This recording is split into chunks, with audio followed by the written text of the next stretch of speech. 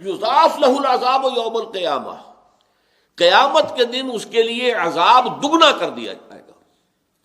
یہ مقام جو ہے ان مقامات میں سے ہے کہ جہاں سے کچھ سراغ ملتا ہے عذاب قبر کا۔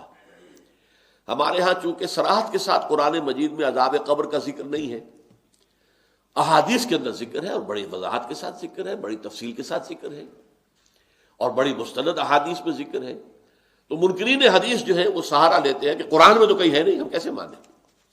اصل میں یہاں سے ثبوت ملتا ہے۔ دیکھیے یضاف لہ العذاب یوم القیامہ، قیامت کے دن ان کے لیے عذاب دگنا کر دیا جائے گا، تو اس سے پہلے بھی کوئی نہ کوئی عذاب ہے کہ نہیں؟